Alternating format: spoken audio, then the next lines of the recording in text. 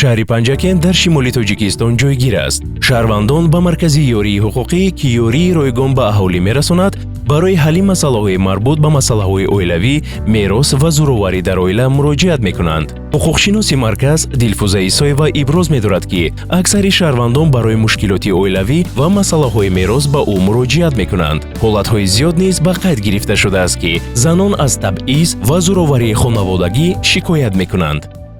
шаҳрвандоне ки имрӯз ба ман муроҷиат мекунанд, бисёртар бо масъалаҳои оилавӣ, бо масъалаҳои мерос ба ман муроҷиат мекунанд.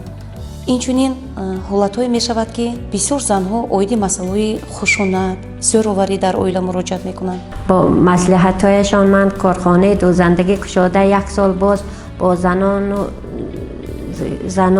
занони деҳотамон ба дӯзандагӣ машғул шудам.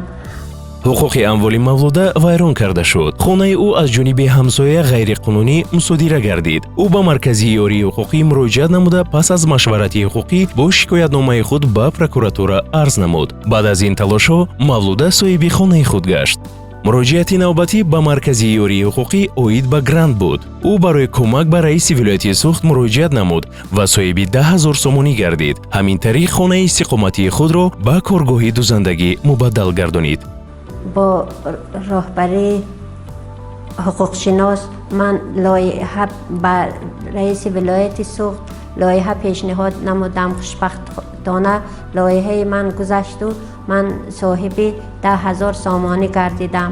ният дорам ки занону духтарони имкониятшон маҳдуда ҷамъ карда ҳар гуна либосҳои миллӣ духта ба одамон пешкаш намоем. дар пеши худ нақшаҳо дорем ки ҳамин тариқи радиои садои симои шаҳри Панҷакен, тариқи телевизиони шаҳри Панҷакен вобаста ба масъалаҳои гуногуни ҳуқуқӣ барномаҳо ташкил карда барои баланд бардоштани савияи ҳуқуқии мардуми шаҳри Панҷакен ҳиссагузор бошам.